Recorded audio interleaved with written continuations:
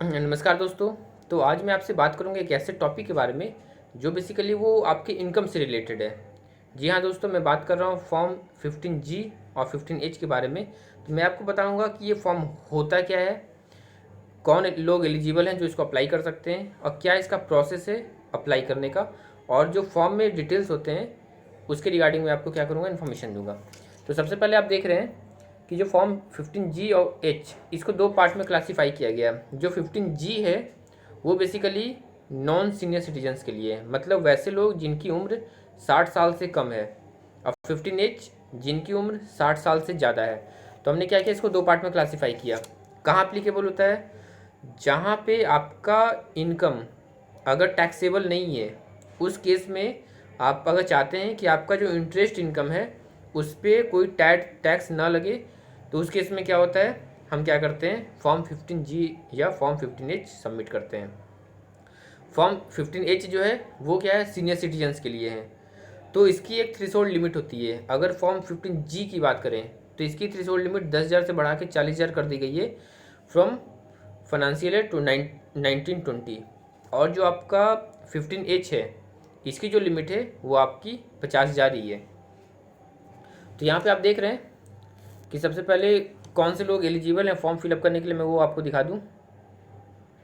ये मैंने आपको बता दिया है कि फॉर्म 15G 15H होता क्या है। तो बेसिकली ये आपका टैक्स डिडक्शन को प्रिवेंट करता है। इस फॉर्म के थ्रू आप क्या करते हैं, बैंक को सबमिट करते हैं और फिर आपका जो इंटरेस्ट इनकम उस पर टैक्स नहीं लगता है। अब यहाँ पे देख रहे होंगे आप, फॉर फाइनेंशियल ईयर 2021, क्योंकि आपका कोरोना वायरस क्राइसिस चल रहा है, तो जो अप्रैल के फर्स्ट वीक में जनरली लोग क्या करते थे, 15G या 15H फॉर्म सबमिट करते थे। तो अब गवर्नमेंट ने क्या किया, इसकी वैलिडिटी को बढ़ा दिया। मतलब जो 31 मार्च 2020 में फॉर्म 15G 15H जो एप्लीकेबल थे, उसकी वैलिडिटी एक्सटेंड होकर आपकी 30 जून 2020 तक हो गई है। तो ये आप देख सकते हैं कि ये आपका वैलिडिटी जो है वो मार्च से जून की तरफ इंक्रीज़ कर दिया गया। अब यहाँ पे कंडीशंस हैं, क्या कंडीशन फुलफिल करने चाहिए आपको ताकि आप ये फॉर्म फिलअप कर सकें। तो इसे बेसिकली 3-4 मेन पॉइंट्स होते हैं। सबसे पहले इंडिविजुअल होना चाहिए, HUF होना चाहिए, ट्रस्ट होना चाहिए, इंडियन और रेजिडेंट होना चाहिए, उम्र 60 साल से कम होनी चाहिए, और जो टोटल टैक्स है वो आपकी इनकम पे क्या आनी चाहिए, नील आनी चाहिए, और जो टोटल इंटरेस्ट इनकम है वो आपका 2.5 लाख रुपया से कम होना चाहिए। तो फाइनेंशियल ईयर 1920 या असेसमेंट ईयर 2021, अगर हम लास्ट ईयर की बात करें तो। अब यहाँ आप देख रहे होंगे TDS एंड बजट 2019। तो मैंने आपको बता दिया कि TDS की जो लिमिट है वो क्या हो गई, 10,000 से बढ़ा के 40,000 कर दी गई। किसमें, पोस्ट ऑफिस सेविंग्स और बैंक डिपॉजिट में। और आपका जो रेंट है, TDS ऑन रेंट, इसकी थ्रेशोल्ड लिमिट 1,80,000 से बढ़ा के 2,40,000 कर दी गई। अब यहाँ पे देखिए, conditions you must fulfil to form submit form 15H। मैंने 15G के लिए बता दिया, 15H में सेम है। इंडिविजुअल होना चाहिए, रेजिडेंट इंडियन होना चाहिए, सीनियर सिटीजन या 60 साल, सीनियर सिटीजन मतलब 60 साल से ऊपर हो गए आप, और जो आपकी जो टोटल इनकम है उस पर जो टैक्स कैलकुलेट होगा वो क्या होगा, नील होगा। नेक्स्ट आपका एग्जाम्पल्स मैं दिखा दूँ आपको। यहाँ देखिए, आप एग्जाम्पल देख रहे हैं। बेसिकली ये क्या है, कैटेगरी है, और ये क्या है आपका, इसमें डेटा भरा हुआ। एज आपकी हो गई, सैलरी हो गई आपकी, आपकी पेंशन नील हो गई, क्योंकि आप क्या कर रहे हैं, 50 ईयर्स का दे रहे हैं तो पेंशन इसमें क्या हो गई, नील हो गई। फिर आप यहाँ देखिए, फिक्स्ड डिपॉजिट इंटरेस्ट इनकम, मतलब आपका 85,000 क्या है, इंटरेस्ट इनकम अगर आप शो कर रहे हैं। अब यहाँ पे क्या है, total income before allowing section 80D deduction, मतलब डिडक्शन के अलावा आपका कितना आ रहा है टोटल इनकम, 2,65,000। उसके बाद फिर डिडक्शन कितना है आपका, 45,000। तो टोटल टैक्सेबल इनकम कितना हो गया, 2,20,000 हो गया आपका। अब जो एग्जम्पशन लिमिट है वो 2.5 लाख रुपए है। तो क्या आपकी एलिजिबिलिटी बनती है, यस। क्यों, क्योंकि आपका 2.5 लाख से क्या है, कम में है। नेक्स्ट आपका 15H के लिए क्यों एलिजिबिलिटी बनती है, नहीं। क्यों, क्योंकि आपका 15H जो है वो क्या है, सीनियर सिटीजन्स के लिए है।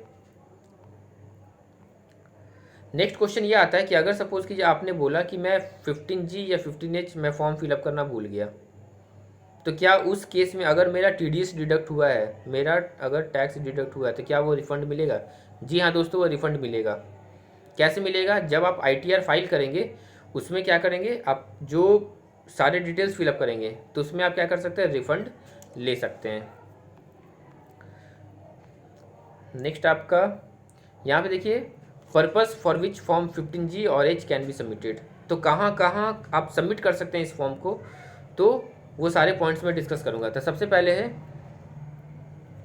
TDS on EPF withdrawal. तो यहाँ पे अब आप देख रहे हैं TDS is deducted on EPF balance if withdrawn before 5 years of continuous service. अगर आपकी सर्विस कॉन्टीन्यूस है और आपने 5 साल के पहले अगर उस अमाउंट को विड्रॉ कर लिया, कौन से अमाउंट को, बेसिकली ये 50,000 का क्या है, थ्रेशोल्ड है। कब से इफेक्टिव है? 1 जून 2016 से। पहले क्या था, 30,000 था।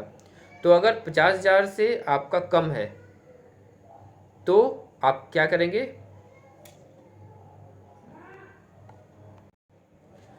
तो इसमें मैंने आपको ये बताया कि अगर आपका इनकम जो है वो क्या है, मतलब EPF जो है विड्रॉल अगर 50,000 से ज़्यादा है, तो आपको क्या करना पड़ेगा, 15G और 15H भरना पड़ेगा, ताकि आपका कोई टैक्स डिडक्ट ना हो। नेक्स्ट आपका TDS on income from corporate bonds. अगर सपोज कीजिए आपने कॉर्पोरेट बॉन्ड होल्ड कर रखा है, तो उस केस में क्या होगा, अगर आपकी इनकम एक्सीड्स 5,000, तो क्या कर सकते हैं आप, 15G या 15H सबमिट कर सकते हैं। फिर TDS on post office deposits हो गया, मैं ये डिस्कस कर चुका आपसे। TDS और रेंट हो गया। रेंट में मैंने आपको बता दिया कि 1,80,000 से बढ़ा के 2,40,000 कर दी गई है।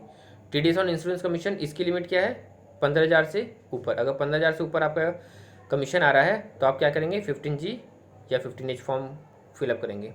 और ये सारे जो हैं ये बेसिक कंडीशंस आपकी जो पहले के क्राइटेरिया, उसको ध्यान में रखते हुए क्या करना है, ये कंडीशंस फुलफिल होंगे। अब कुछ बेसिक क्वेश्चन हैं, क्या HUF सबमिट कर सकते हैं फॉर्म 15G? HUF कर सकते हैं, लेकिन 15H जो है वो क्या है, सिर्फ इंडिविजुअल्स के लिए है। 15G कर सकते हैं HUF, 15H इंडिविजुअल कर सकते हैं, HUF नहीं कर सकता। क्या NRI कर सकते हैं? हाँ जी, NRI जो है वो इंडिया नॉन रेजिडेंट इंडियन है, तो वो नहीं कर सकते हैं। नेक्स्ट आपका, क्या आप 15G या 15H फॉर्म सारे ब्रांच में कर सकते हैं? हाँ, सारे ब्रांच में आप क्या कर सकते हैं, सबमिट कर सकते हैं, और आप इसे ऑनलाइन भी सबमिट कर सकते हैं। नेक्स्ट आपका, does filing form 15G 15H mean my interest income is not taxable. तो दोस्तों ये बेसिकली ये जो है, ये बेसिकली आपका एक डिक्लेरेशन है। तो इस डिक्लेरेशन के हिसाब से क्या कर रहे हैं आप, ये बता रहे हैं कि आपका जो इंटरेस्ट इनकम है वो क्या है, इतना है। तो उस बेसिस पे आपका डिक्लेरेशन बेसिस पे क्या होता है, जो आपका इंटरेस्ट इनकम आ रहा है उस पर क्या होता है, टैक्स डिडक्ट नहीं होता है। नेक्स्ट आपका, I submitted form 15G and form 15 but I have taxable income. अगर सपोज कीजिए आपका टैक्सेबल इनकम है, क्योंकि 15G 15H बेसिकली उसके लिए एप्लीकेबल है जहाँ पे आपका टैक्स आपकी इनकम पे नील आए। तो अगर आपका टैक्सेबल इनकम है तो आप क्या करेंगे, उसके हिसाब से बैंक को इन्फॉर्म करेंगे, ताकि बैंक उसके हिसाब से क्या करेगी, TDS डिडक्ट करेगी। तो ये बेसिकली क्या फॉर्म 15G होता है, मैंने वो डिस्कस किया आपसे, कैसे फिलअप करना है, मैंने उसका एग्जाम्पल, कौन एलिजिबल होते हैं मैंने उसका एग्जाम्पल दिया। अब मैं बताऊँगा कैसे फिलअप करते हैं, उसमें क्या पॉइंट्स हैं, मैं वो डिस्कस करूँगा सबसे आखिरी में। तो यहाँ पे आप ध्यान से देखिएगा, यहाँ देखिए, how to fill form 15G। तो यहाँ पे देख रहे हैं, सबसे पहले नाम डाल दीजिए, पैन कार्ड डिटेल डाल दीजिए, स्टेटस आपका इंडिविजुअल HUF हो गया, प्रीवियस ईयर / करंट फाइनेंशियल, मतलब आप जिस फाइनेंशियल ईयर के लिए क्या कर रहे हैं, फिलअप कर रहे हैं। अगर सपोज कीजिए आपका फाइनेंशियल ईयर 1920 है तो 1920 डालेंगे।